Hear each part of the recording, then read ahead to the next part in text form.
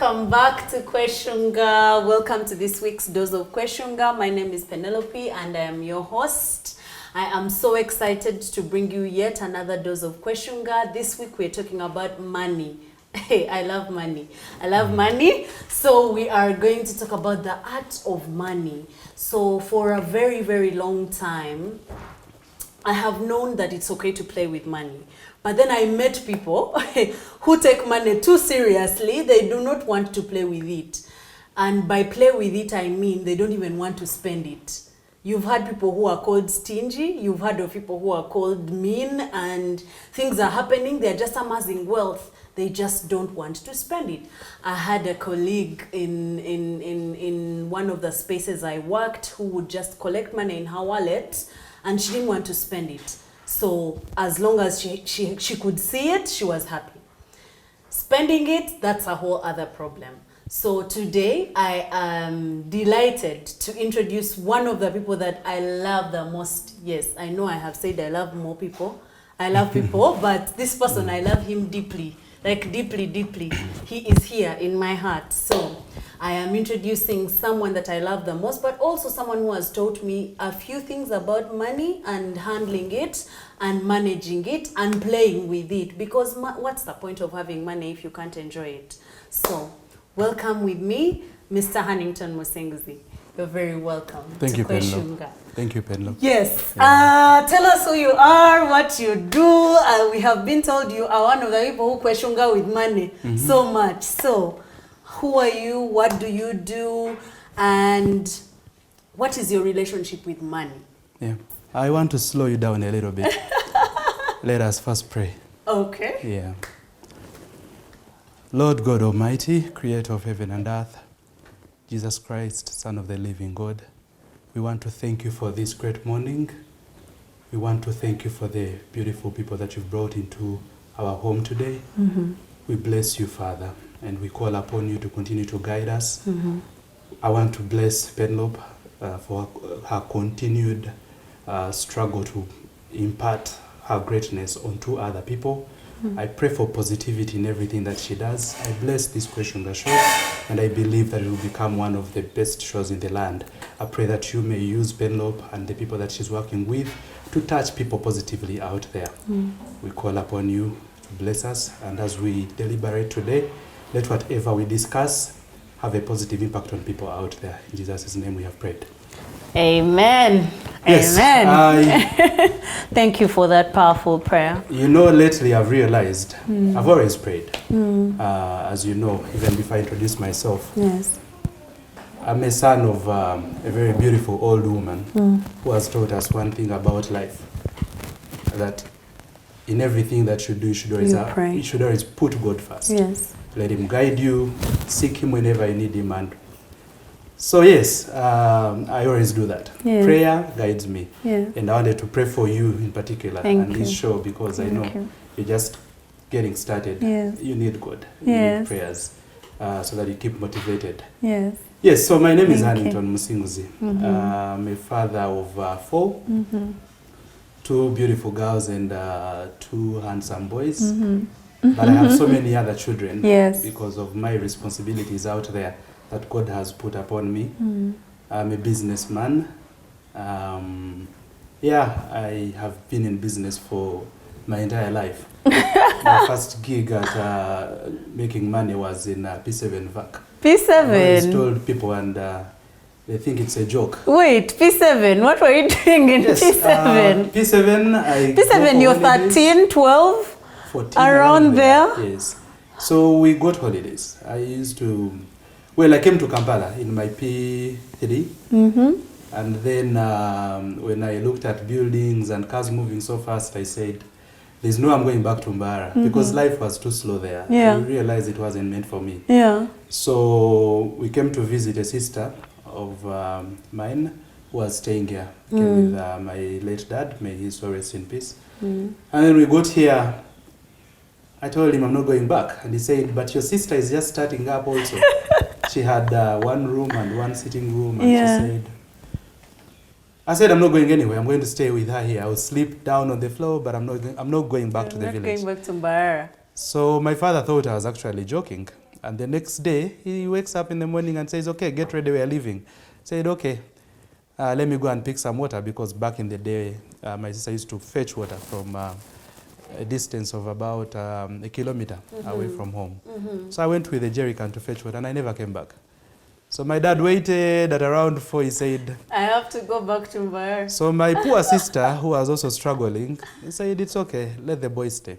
I'll see what to do with him. And my father went back, and school was about to begin.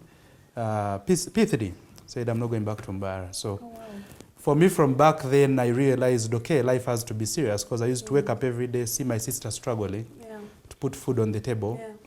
Was sleeping in a 2-bedroomed house. 2 bedrooms, I mean 1 bedroom and 1 sitting room.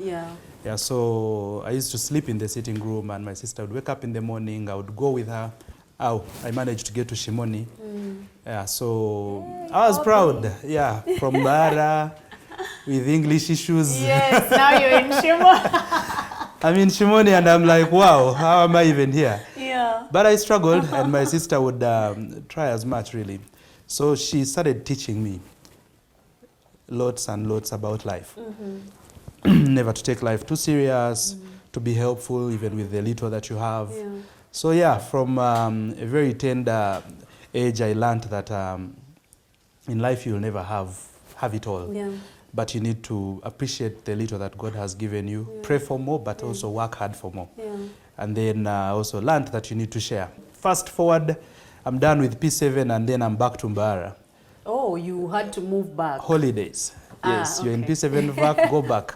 Go and check on what's happening at home. But of course, I'm from a background where our parents were, what do you call it?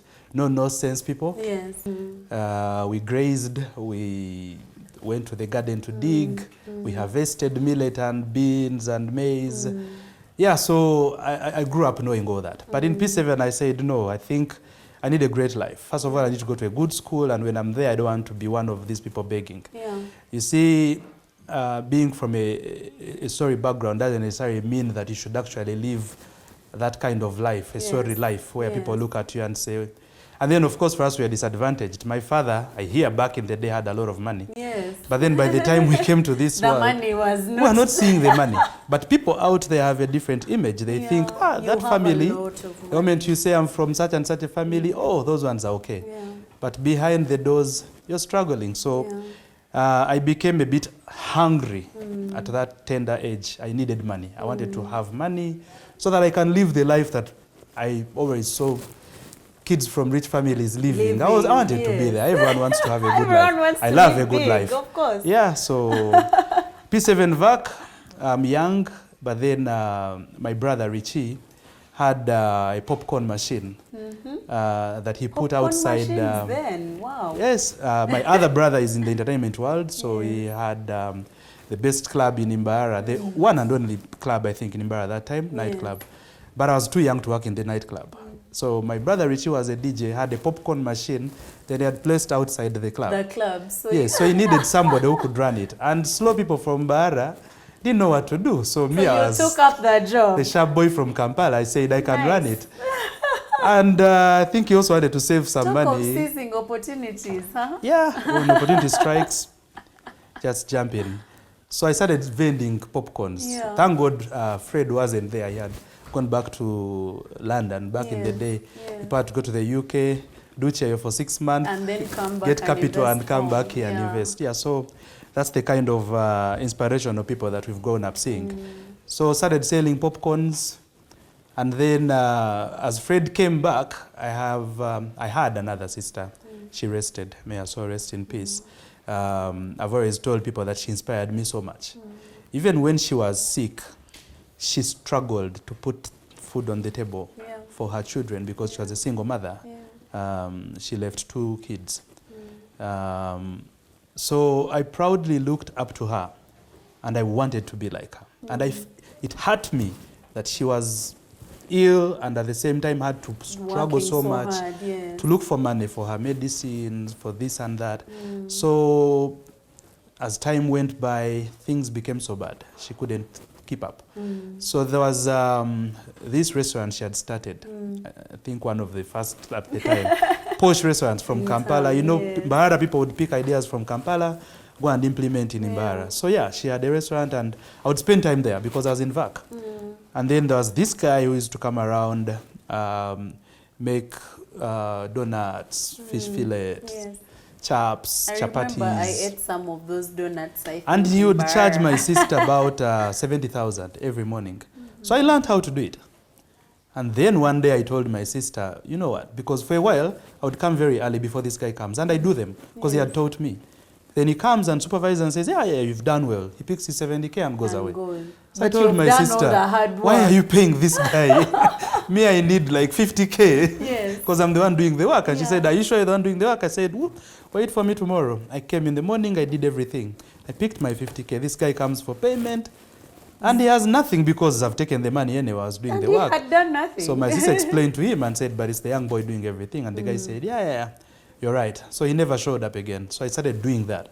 But then the lady who happened to be a cousin who was running the business, I realized she was playing some games. My sister wasn't making money. Yet I was actually making stuff. They were selling it. I would see the business moving, but nothing happening. So I said, no.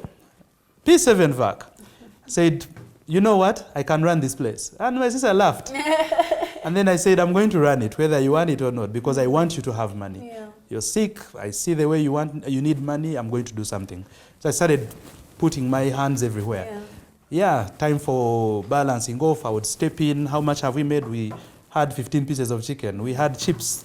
We sold this and this. And then all before so you know, balancing the books. yeah, the money is there. So my cousin also, I think, got pissed and realized I was poking my nose everywhere. And she stepped down. So I ran the business. And you know, P7 VAC is not that long. And my sister was also doing badly, really. Before we went to school, she passed on. And the business also. I don't remember what happened, by the way. Because I also went to school. And somehow the business collapsed died. Like that. But then, this is someone in P7 who had started making money. Because I would make my 50 every day. And my sister, Rachel, I know she's going to watch this.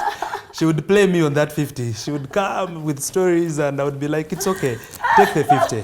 Because, I mean, she wasn't working. And she was older than me. She was already in S1, she didn't have money. So like you were giving her pocket money. The biggest part of my 50, my sister was taking it. And even before that, when I was in P5, P6, I had my brother at campus. He knows this story, Andrew. He was at campus and he was struggling. Back in the day, he would walk from Makere up to Chibuye so that my sister can give him something. But there were those bad days. Yeah, he used to. That is a long walk. I know if he has never told the wife, it's his time to tell the wife. So he would walk to Chibuye. But there were those bad days when my sister would also be struggling. So she has like a 10K. And me, I always had my 6K, 4K. Ask me how I was making it. From Chibuye to the tax park, 300 shillings. From the tax park to Shimoni, 200 shillings. So I would walk from Chibuye, from Makinde, because we used to say in Makinde, to Chibuye, and save 100 shillings. So taking a taxi from Chibuye to the park, you'd be charged 200. So I would save 100. And then from the park to Shimoni, I would walk, save 200. From Shimoni to the park, walk again in the evening, save 200. That's 500 shillings. 500 already. Yes. And sometimes in the evening, I would also walk. You see the railway? Walking on the rails is magical. Because you see, you have a rail here, a rail here. Rail to, yes. So you keep on skipping the one in the middle, you take the second one. Before you know, you're where you're going. So it's as if you're running, but you're actually walking. So I had to learn how to survive. P4, P5, P6, I did that.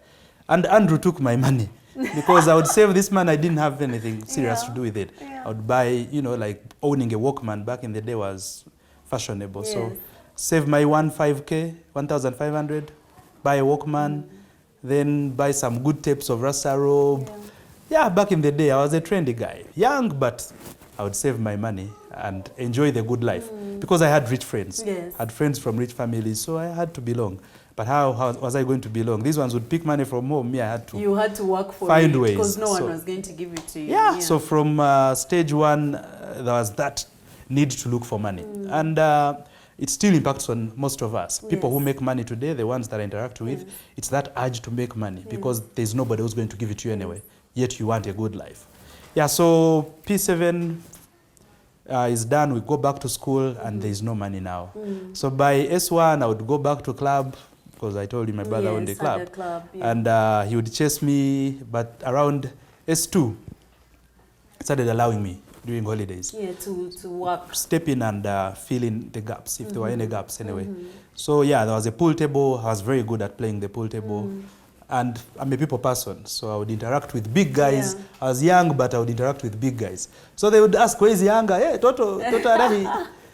Yeah, so you find that Fred also gave up on me. So Yeah. S2, VAC, I would come to club and, holidays. S2 holidays, I would come, work. At club. Yes, and then S3 things became a little bit tough because I had to, and at this time it's my brother who was paying my school fees, Fred. So it was a bit tough because, you know, he was always tough on us, like the hardest person I've ever seen in my whole life. Yeah, so we had to work, like real work. If you don't work, you're not going back to school. Yeah. Actually, at one point, we refused to take the cows grazing, and my mother called him, in good faith, really, so that he could come home and discipline us. He came home and said, no, No school fees for next you guys are not going back to school. So my mother was like, what have I done?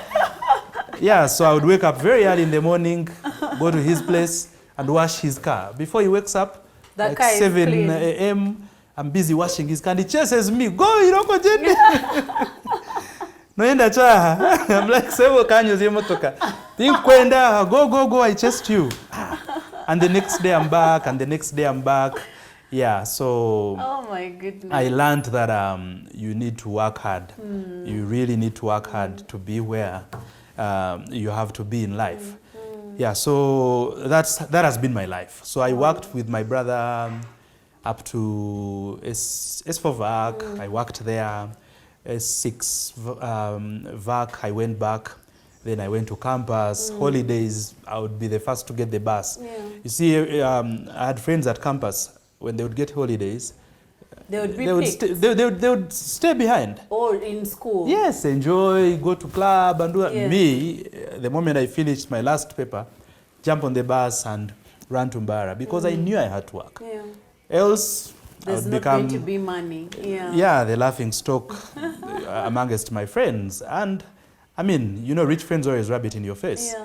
Ito turije irokoze kukora ito tukazawaje. You know, for us we are born lucky. Have money. Yeah, so you who was born unlucky, go and work. And I mean, I've learned one thing about jokes. Yeah. I joke so much. That's true. Yeah, I have my, you know, I always see people getting offended. I have to say this.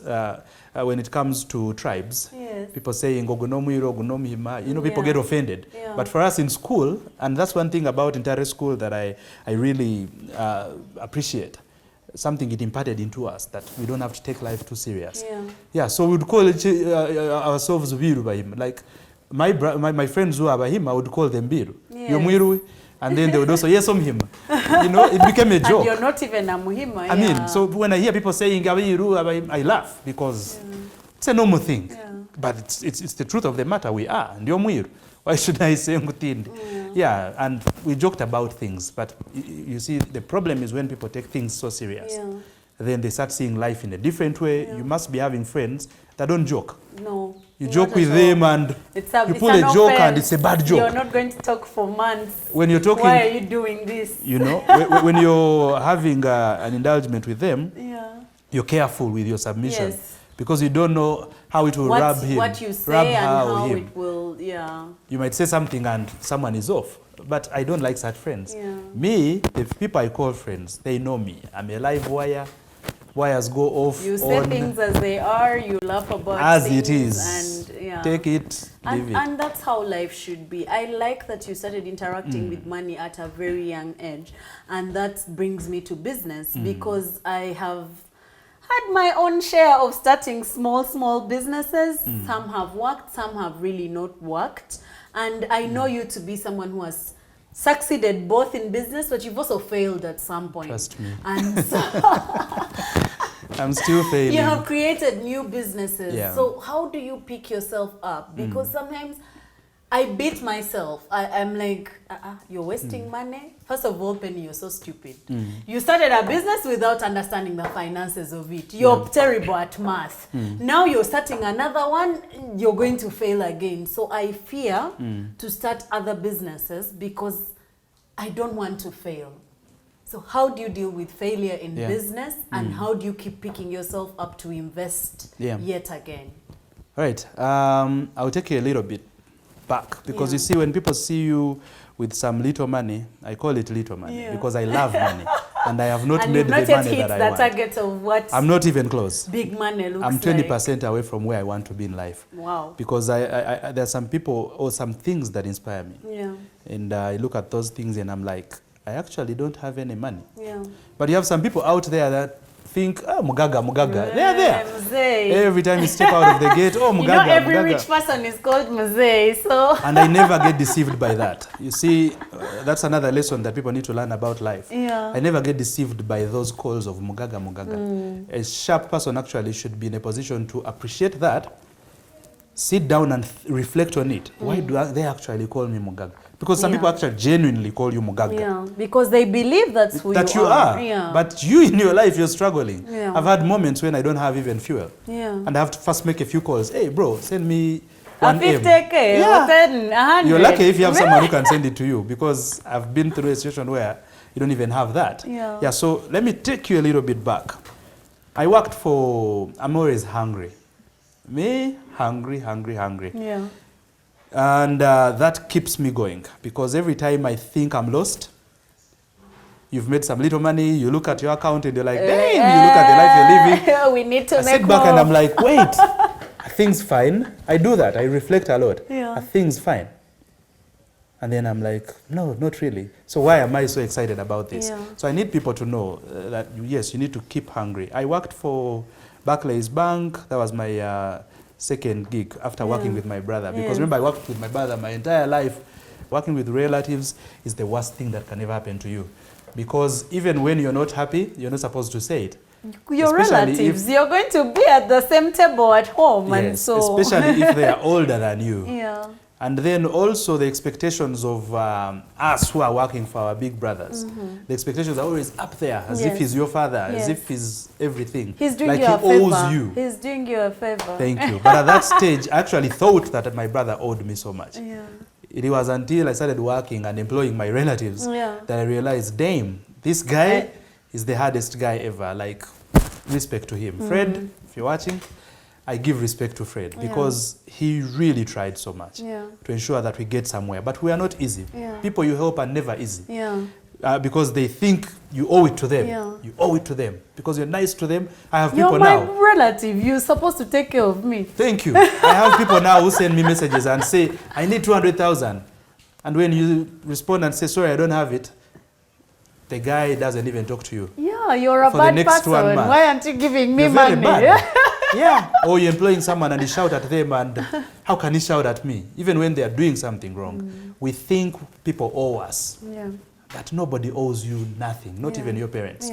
So I had to get away from him, and thank God I did, because if I had stayed working for him, maybe I would be in Imbara right now struggling. So I told him, you know what? Let me go try somewhere else. I did Barclays Bank, 6 months. You did sales for Barclays, right? Yeah. And I was, people look at bankers. I don't want to speak for other bankers, but me as a banker, oh God, the only good thing that ever happened to me there was dressing. Ties, suits, and you're sweating, but you can't remove the tie. You can't enter the bank without the tie and the jacket on. And you're walking from bank to bank. And at that time, Barclays had just taken over Nile Bank. It was crazy. You'd enter someone's office and they're like, where are you from? Get out. You go. And they are serious.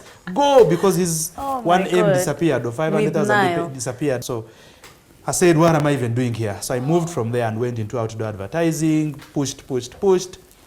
Worked for an IT company. People always wonder how I ended up in IT.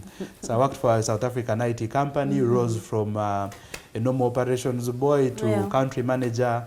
I pushed it to the end, to the top, and I'm like, okay, I'm CEO, but what am I doing here? Because I'm hungry. I never get comfortable. People are too comfortable. You have a small job that pays you 5 million, and you know 5 million in You're Uganda. the CEO. What else do you need? Yeah, so if you're earning 10, 15, oh, you've arrived. you're in heaven. And indeed, I had arrived. I had arrived. Because I mean, having coffee with big boys around town. You're playing golf. Driving a Mercedes. I'm like, I've arrived. Life stops here. This is the if life. You remember, at my wedding, I'm married to a beautiful lady, Effie, the love of my life.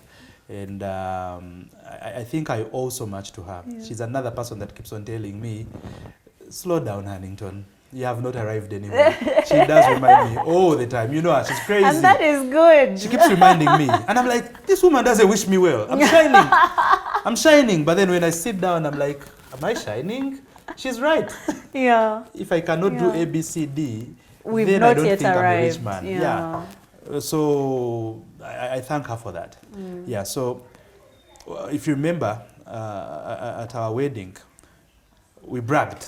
Me and my boys. Yes. We bragged and said, we have arrived, we can go anywhere in the world. We'll do in my whatever. speech. Remember, you know me when I start talking, I don't stop. So many words. So at my wedding, we bragged and said, we've made it. And indeed, we had made it. You had. We were young boys and we had money. So we had to toast to greatness. Then 1 year down the road, I said, this job. I'm done. Too much of it. Let me move on. So I moved on. I made my calculations. We all make calculations. Yeah. And I started a bar, Brooklyn. Yes, yes. People who live I remember Brooklyn. alongside Jesus, you know Brooklyn powerful very well. Bar. Up to now they call me and say, when I start another bar. You need to start another bar. That was a good because I put in a lot of money, went to China, brought things, went to Dubai, bought stuff. I made it a classic out-of-town bar. Actually, it was the first out-of-town bar. It was a very good space. Bar near home. It was a very good space. Actually, we used to call it the home near home. Yes. And people would leave work, and stop at Brooklyn, then head home. Have dinner, and then go home like at midnight. That chef. Oh my God, bless his soul. He was... So yes, and people picked from there, and whatever, Nexus. Yes. These other bars that came up later, they came way, way after Brooklyn. Yeah, so...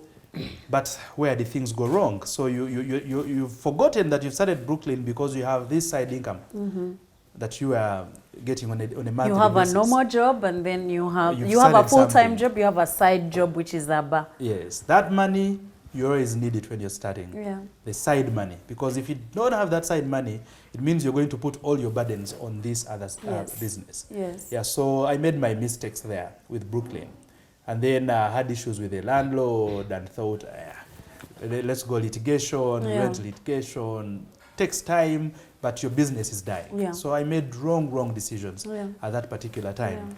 Yeah. And there were no people to advise me. So I always tell the few people that advise that you're lucky. Some of us have burnt our hands. Yeah. And I've learned that, not only in business, but other things, engagements, agriculture. I'll tell you about my agric engagements lately. A friend was telling me, why do you have to reinvent the wheel? Yeah. If someone has done it and failed at it but learned from it, why do you want to learn from them? Why do you want to fail? Yeah. Why don't you avoid some mistakes? Yeah. Move around, do your research, interact with some people, and then pick your lessons. Start from there so that you don't have to make mistakes. So I burnt my hands at Brooklyn. Brooklyn went down. I had some other things I was trying out. Thank God. Because I've learned one thing about life, is that if you're doing one thing, don't wait for it to fail before you start another. If something is doing well, start something else. It doesn't have to be capital intensive. Just do something that you feel can bring in some little money. Yeah.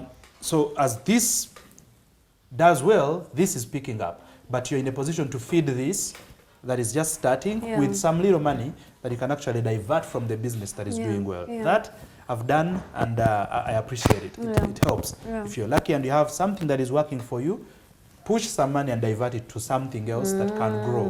Because every business is like a child. Don't put all your eggs in one basket. In one basket. Okay. Yeah, business is like a child, like a baby. You have to breastfeed, you have to feed, then the baby will start crawling. You're still saying, when will this baby grow? Yeah. And then the baby starts walking, but still they are on you. Still hard. And then you have to take them through nursery, primary, secondary, Yeah. and then university. Business is like that. No shortcuts. Even making money is like that. People have taken shortcuts. You've seen what happens to them. Today is a billionaire. Tomorrow he's a nobody. Yeah. There are so many examples in this town. Yeah. People have taken shortcuts. And at The times, easy money. we even advise them, because I've taken it upon myself to advise some people who have money, that today you're shining, but tomorrow you might go down. Yeah. Invest wisely. And they say, "Kati gumwavo yogera chini." What do you know about money? Because, I mean, they don't pushing see the you best to have the vehicles same. around. They think driving a good car and sleeping at peak apartments for a year is greatness. Yeah. You have arrived if you can afford to sleep at peak. I mean, you have arrived. You have, in a way, because Penny here can't afford to sleep at peak even for a week. But okay. So yes, business goes down, and then I have something else that I'm trying to push, and it's not getting me anywhere, and I went down. And in all this, life is happening. You have responsibilities, you Of have course. children, you have a wife, you have two children. Two children at that time. Yes, two children at that time. Yes, and I went down. Like down. When people hear down, they think down. Someone who had vehicles parked in the compound had 4 vehicles at one point. Yeah. All good brands, all gone. So I know how things go. And you have another thing that kills people when they are facing trials in life is trying to keep up appearances. Yeah, because you're keeping up a certain standard. Yeah. People have been seeing you at Kabira every evening or wherever. You've been driving a Benz, the latest model, and now you're going down, but you must hold on to how do I that go down? lifestyle. How can I go down? Keep so on you saying dig that. yourself in debt. Because you have to borrow. So you have to park your vehicle. Someone gives you 15 million for a 60, 100 million vehicle. They will give you 15. And it's gone. Trust me, the moment you're struggling and you start putting your things out there for money, just know you're losing everything because you're not stable. And when you're not stable, the best thing to do is to hold on to as much as you can. I know it's very difficult, but everybody should try to do that. If you're struggling and you need money and you get your vehicle, for example, or you have a house, you have a piece of land that you managed to get when you were doing well, then you start taking them to the bank, to individuals. Individuals are the worst. You're finished. Because they're going to take it anyway. Let's do the math. You need 10 million. I give you 10 million, you park your vehicle. My car. That 10 million is going to appreciate because at 20%, that's 2 million every month. So these lenders are tricky. They let you go. You give them your vehicle. These days you even do the transfer, so it's no longer your car. You've transferred it to him. Then you draw up a contract, 20% per month. So 20%, you can't make that 5 months of not paying. You're at 20 you're million. already at 20 million. So you borrowed 20 million, but now you're 20 million, and you're still broke anyway, because you'll spend the money. You're a good spender, remember? You're trying to keep up appearances. You get the 15, first thing you're you do. Buying drinks. You're sponsoring birthday parties. Crazy things. Yeah, so then life hits you and you're like, now I don't even have what to give out there. And then people disappear, Because the people you were drinking with were around you because of the money, or the people you were spending with. People disappear. No, one thing that I need to share is that, because these are mistakes that we make in life, thinking that people owe you. No one owes you nothing. Nobody owes you. Actually, the only person you can demand from, but in a polite way, is God. Because God is the only person you kneel down and say, Father, please open this door.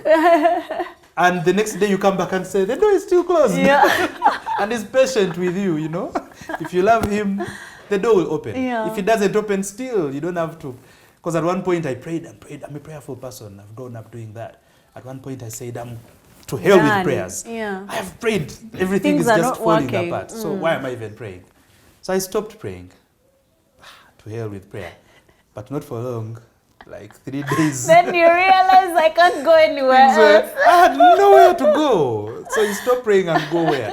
At least prayer, you know, when you hide yourself there and pray. There's some comfort. You feel relieved. Then there is hope. You know, as you pray, you keep You're on like, getting yeah, hopeful. he'll answer. I The think door will I'll open. cross that door. I'll cross Maybe. that door. But when you stop praying now, there is no hope. There's no hope, yeah. And your faith has dropped. So I stopped praying for like 3 days, but then I think my fear for God is too strong. I said, hey, don't lose that one. Keep him close. Yeah, so nobody owes you anything, and the earlier you learn that, the better. Yeah. If you call me and say you have a problem and you need me to help you, if I help you, appreciate and Yeah. thank God for that. And when if I can't, bless me. Yeah. Bless me. It shouldn't be a grudge. Yeah, because if Yeah. I've helped you before, and today I'm telling Even you, if I haven't before, I'm not nobody able owes to. you. Yeah, I'm no not one able owes to. you anything. Yeah. And if you approach life like that, you find that you hold no grudges. I Yeah. don't hold any grudge out Yeah. there. Everyone that I had grudges with, I Yeah. forgave them because Yeah. I realized at times our prayers don't get answered because we come to God with dirty hands. Yeah. You have a heavy heart, Yeah. but you're praying to God and saying, please, Father, help me. I always joke with friends and say, if you ask God for money and say, please, Father, give me money, even if he had intentions of giving it to you, he might hold it back. Yeah. Because he looks through you and realizes that if you had money, you'd step on people's heads. And he'll hold on to it. Truthfully. God might deny you something because your intentions For are your not own good, yes. Yeah, your intentions are not good. So humility, be humble. These are things I learned when I was doing badly. Not for long, I'm a hardworking person. Yeah. So I realized, you asked me, how do you fall and get back on your Yeah. feet? One, hold no grudge. Yeah. That's number Yeah. one. Because trust me, there are people that I have pushed. Today you call them and they tell you, Hannington, stories. It's okay, my brother, it's okay. So can I check on you by the end of the week? Yeah, it's okay, try and we see, but I'm not so sure. Then end of you week, call the week, the phone yes, is my off. brother, are we good? No, things are still bad, man. Okay, never get tired, by the way. Don't nag somebody, but Yeah. never get tired. Yeah. And then you send them a message, because, I mean, when you're doing badly, even when you're not doing badly, there are very few people out there that are reliable. Yeah. So if somebody is reliable and you really think they can help you, Yeah. don't get tired, but don't overbag them. Yes. Don't be so demanding. But politely, you can always send a reminder. Yeah. Uncle, Just push a little bit. hey, my brother, if things are okay, please don't forget me. Yeah. Otherwise, I might sleep hungry. I've gone through that. Yeah, so, and that again inspires me Yeah. because I sit where I am today, look back or look out there and look at people and say, these guys are struggling. The world is struggling. Yeah. So many people out there doing badly, Yeah. but they have nobody to help them out. Yeah. If you don't, who will? Mark that. If Yeah. you don't, who will? Yeah. So I give myself some responsibilities. But back on falling and coming up, I think it's all about acceptance. Yeah. Accept that Know that you're I down. have made a mistake. Yes, I've Yeah. made my mistakes. I don't, nobody owes me explanations or Yeah. anything. Yeah. I'm down and it's only I that can put myself back on my Yeah. feet. Yeah. Don't stop fighting. Fight. How do you fight? Try as much as you can. If it's looking for jobs, but Find me, a I job. promised myself that I'll never go back into Employment. that Yeah. formal employment. I said no way because I tested the informal world.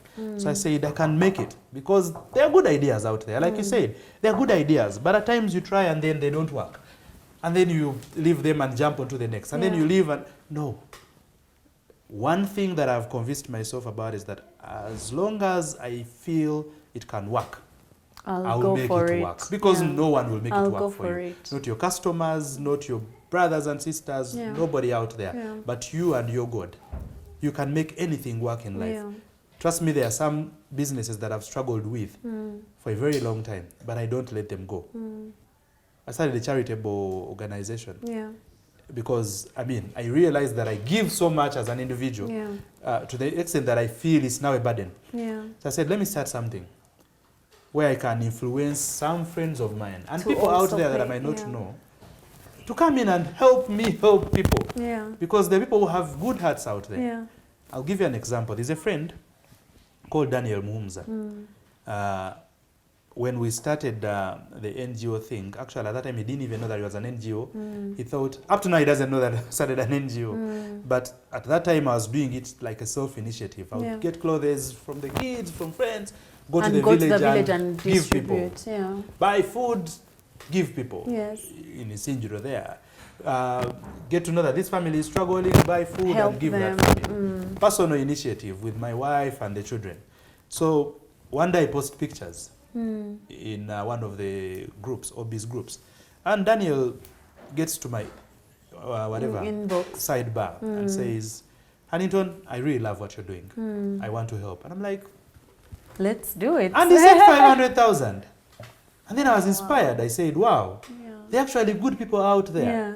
But probably they don't know how to do it, Yeah. or they do it, but they would also help others if given an opportunity. If there was an organized way of doing it, they would Thank chip you. in. Yeah, so I said, okay, let me start this thing and see how we can actually push it. It's struggled for almost a year now.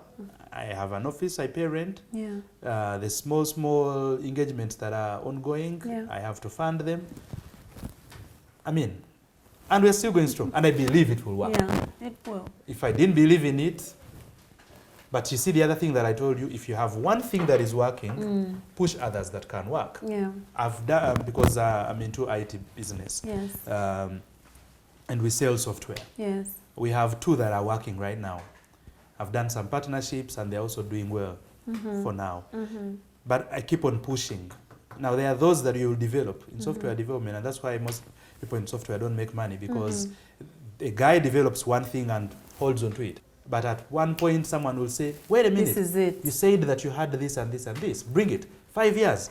And then it will make money. And then you might find that this one which was making you money back in the day is not no anymore. longer making money, Yeah. but this one is kicking off. Yeah. Most of us are not risk takers. Yeah. So if you're not a business person, so if you've gone to law school, there's a structure. You've gone to medical school, you're like, I will follow the rules. Go to a government hospital, work, get my pay. If it's 1 million, that's it.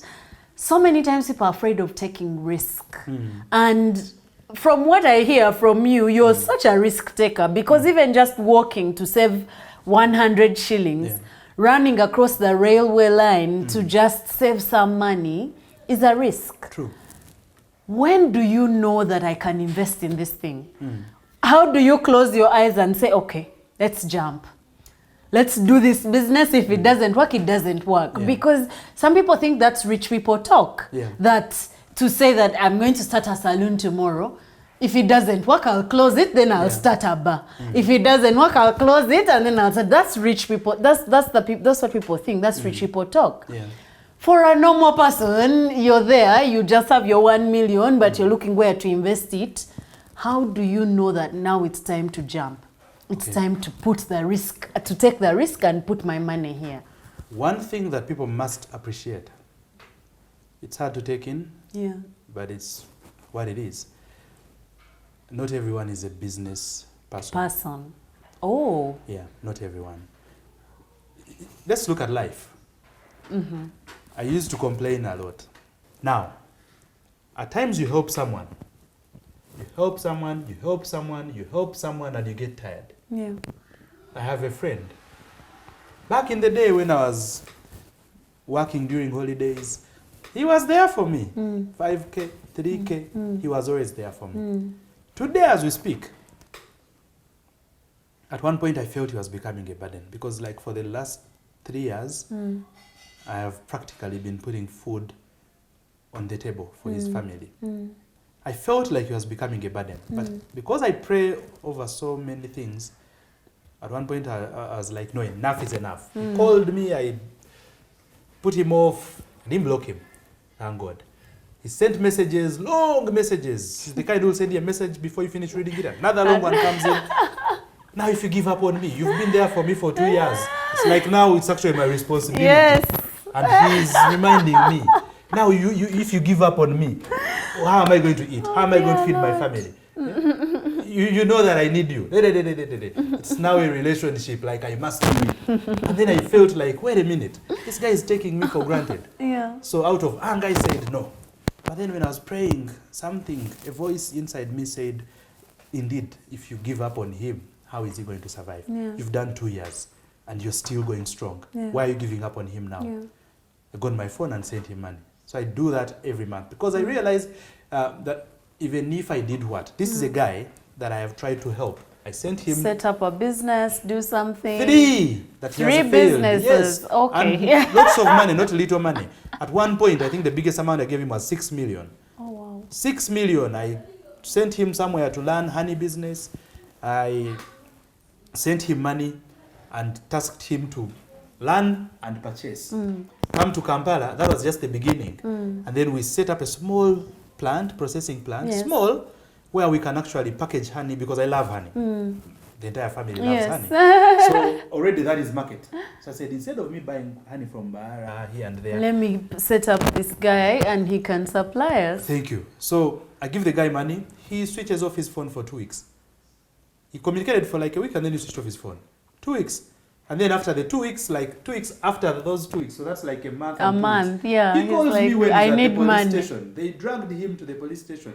And it tells me, you know, the house that I've been staying in, this side where he sent me, haven't paid for 2 weeks, I've been eating food. And I'm like, where's the money that I gave you? And he says, that's a story Let's for another not talk day. about it. Just save me here. Said, how much do they?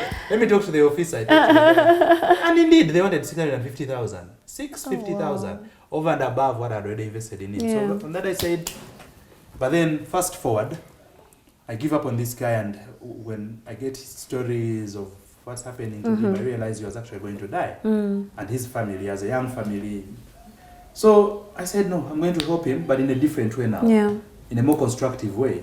Instead of giving him cash, let me send him food. Yeah. If he wants some money, let me send him like 50K, but use 150 to buy food. To buy for the his food family. and, yeah. If he says the family needs this, You ask provide somebody to that, send it. yeah. So I learned how to help constructively, Yeah. which will take me to another thing of empowerment Yes. now. And that will also drive us to not everybody is Who's a blessed business to become a person. business Yeah. person. So as you help, don't be the rich person.